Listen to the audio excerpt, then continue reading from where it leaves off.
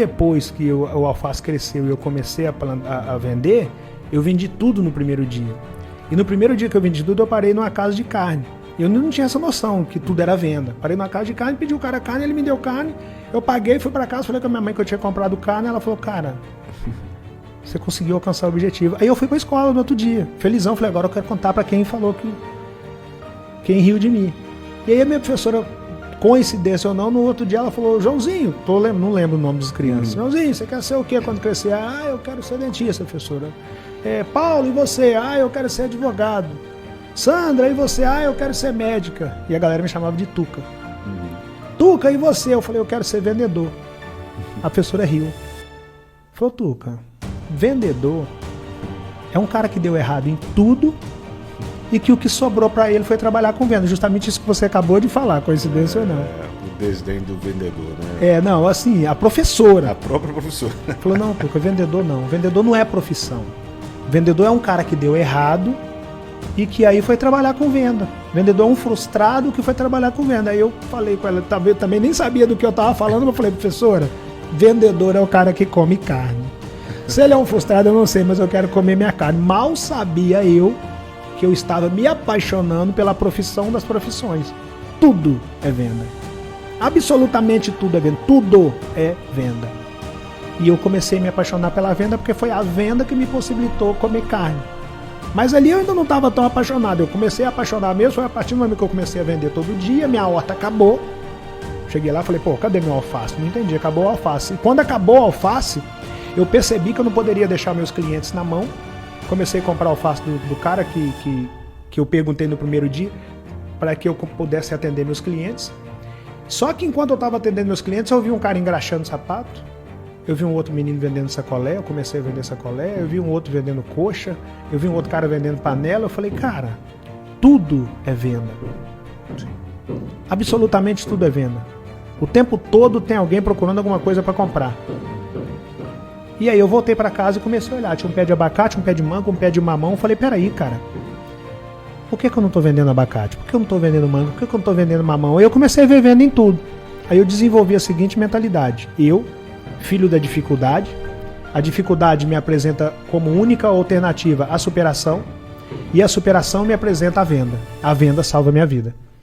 Só que para você sair da dificuldade, você tem que entender que você precisa superar a dificuldade. O primeiro passo é você entender, estou passando por um momento delicado e preciso superá-lo. A partir do momento que essa ficha cai para você, a vida automaticamente lhe apresenta a superação. E quando a vida lhe apresenta a superação te apresenta várias outras coisas. No meu caso, a superação me apresentou a venda e a venda salvou a minha vida. A venda salvou a minha vida. Dali pra lá eu falei, cara, é o que eu quero fazer na vida. Aí comecei a vender.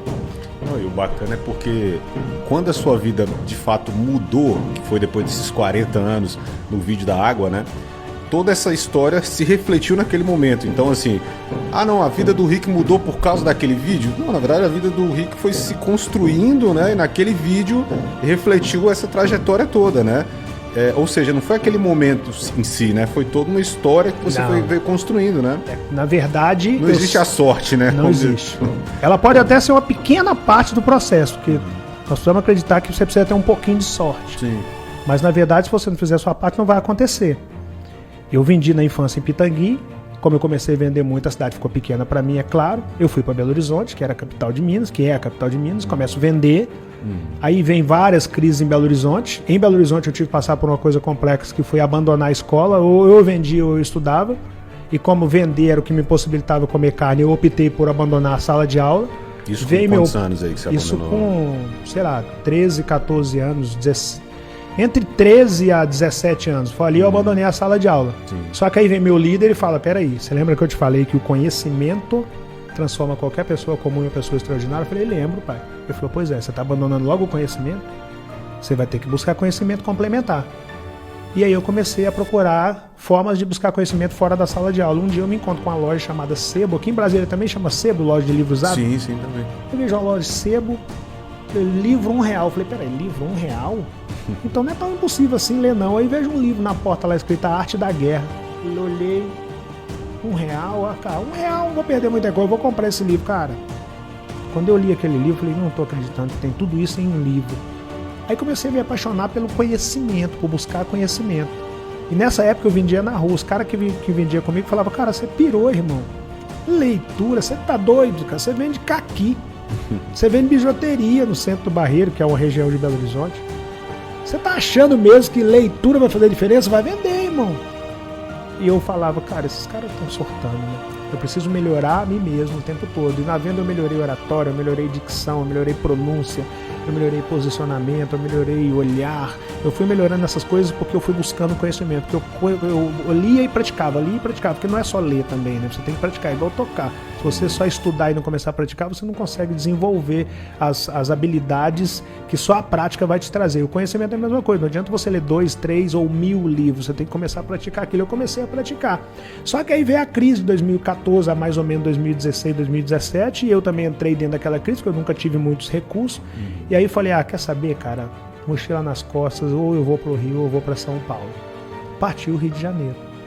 Aí chego no Rio, uma mochila nas costas, umidade um pouco avançada e a certeza que eu não tinha mais tempo para errar. Aí você tinha quantos anos já no Rio? Eu já tinha 39. Chego lá, Piabetá. Cara, Piabetá é longe. Piabetá é longe.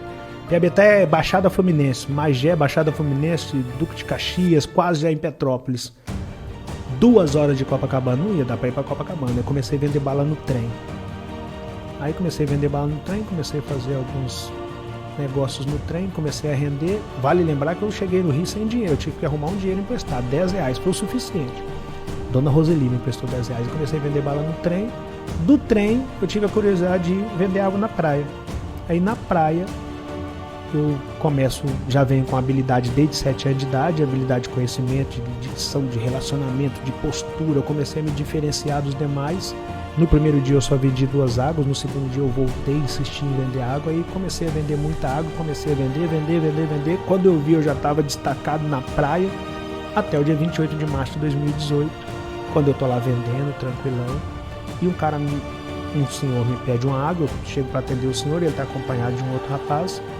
Aí eu tô atendendo o senhor e o rapaz tá conversando com a terceira pessoa e falando que o Brasil tá em crise, eu tô indo embora, isso aqui já deu, eu sou gatolado, isso aqui é o fim, misericórdia nisso aqui, essa ideia do brasileiro que esse lugar aqui é improdutivo.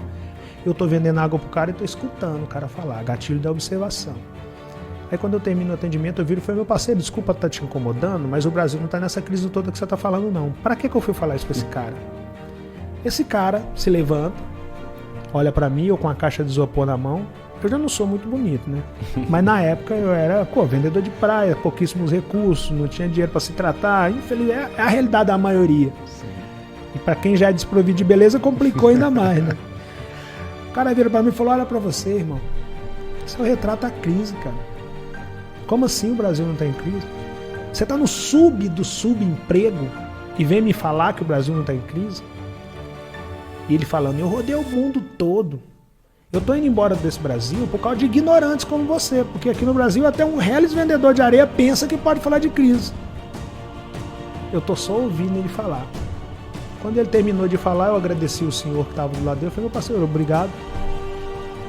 Se precisar de outra água, eu tô aqui. Com relação ao senhor, respeito a sua posição, que me cabe respeitar. Opinião não se discute. Se precisar de uma água, eu tô aqui também. Eu rejeitei ofender quem me ofendeu. Porque eu costumo dizer que o agressor, o ofensor, ele só consegue ficar de pé no ringue dele. Se você responde uma ofensa com outra ofensa, você se torna ofensor, se você está ofendendo. Se você responde agressão com agressão, você está agredindo.